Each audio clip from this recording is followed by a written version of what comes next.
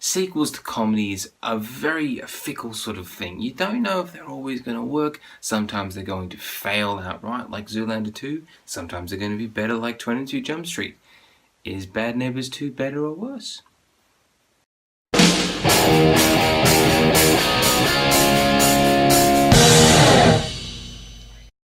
So Bad Neighbours 2 is the sequel to 2014's Bad Neighbours, which I personally liked a lot more than a lot of people. I wouldn't say it's a great movie, but it's a pretty fun movie. I laugh a lot when I see it. I've watched it several times because it plays a lot of it on Foxtel, which is really cool. And there's a lot of funny things in the first film, which I was really hoping they can nail down for the sequel. Going into this movie, I was hoping that they wouldn't just retry all of the same sort of stuff that they did before, that they would try and go in new, different territories.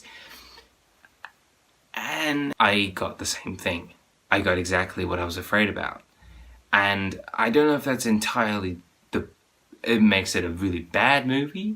It was still very funny. Bad Neighbours 2 is very funny. It had me almost falling out of my seat. I was laughing so hard. The entire theatre that I was in for the previous screening, packed theatre, tons of people all killing themselves with laughter. And maybe that is giving me a little bit of blindness towards a lot of obvious flaws in the movie, which I then realized going out of the cinema. But in there, I was having a good time. I was laughing. Everyone was laughing. I was having a lot of fun. But then the laughs kind of stopped or became less frequent. The first 30 minutes is just non-stop. Bam, bam, bam, bam, bam. Jokes, jokes, jokes, jokes, jokes. And they're good jokes. They're funny jokes. They keep going, keep going, keep going. And then it hits about the halfway point, and it's like, joke. Joke.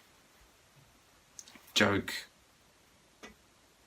Joke. Some of them aren't just aren't that funny, or they go way too far. There's Holocaust jokes in here. There's rape jokes in here, and I kept thinking, why?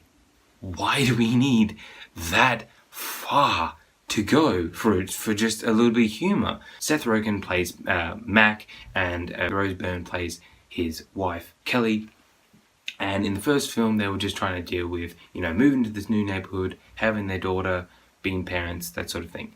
In this sequel, they're trying to sell the house, they're still trying to be parents, they got another kid on the way, and now, after already dealing with all the shenanigans of Zac Efron's fraternity in the first movie, now they got sorority coming in. Zac Efron plays the same character, Teddy Sanders. He comes in and helps Chloe Grace Moretz and her friends create a new sorority. He helps them with all these knowledge about fraternities. He helps them raise all this money and try and keep the sorority afloat. However, they kick him out because he starts to run things his own way, and they don't agree with it. And then he says, "Okay, now I'm switching sides."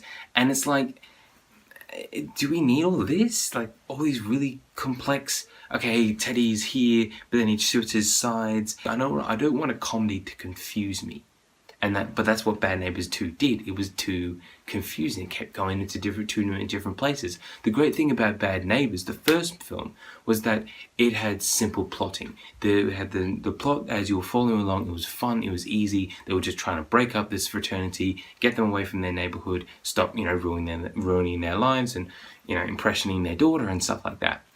And they had two subplots, which was dealing with Mac and Kelly, who were trying to become parents. They didn't know really what they were doing, but they were just trying to be like modern sort of parents, and that was fine. They had one plot, and the second plot was Teddy dealing with, okay, do I want to run this frat for the rest of my life, and all these other people are actually becoming adults, and my best mate's becoming an adult, and I don't know if I can carry on with that, and this bromance sort of thing, and that's really, really cool. And Dave Franco, he comes back in as well, and it's good to see him. But the first film was so easy with these two subplots. However, Bad Neighbours 2 takes those two same plots, makes the Dave Franco and Zac Efron subplot a lot less, and then makes the Mac and Kelly stuff still there, and then builds on top of that with Chloe Grace Moretz trying to deal with, being sisters with all of her sorority sisters, and also deals with Zac Efron trying to be an adult by himself. Also deals with, the main plot of them trying to get this sorority broken up so they can sell their house. And it's like, do we need all of this stuff? Why can't we just keep it simple? It does. There is some depth to some of these characters. That's what I like. You actually, you have that same sort of heart that you shared in the first film. There is some connection and odd sweetness as well. The cast themselves work really well together. They bounce off each other. Comedic personas just bounce really, really easily. Rose Byrne holds her own very, very well up against, the comedic just explosiveness of Seth Rogen, and so does Zac Efron, and there's a lot of comedic energy being poured into this movie, and it does fit very well. However, the writing does draw them back because it tries to do the same sort of we can still be funny, but we can also have some heart to it, and that worked for the first film, but it doesn't really hold up for Bad Neighbours 2. In the end, Bad Neighbours 2 is still funny, is still a cool showcase of Seth Rogen's comedic talent,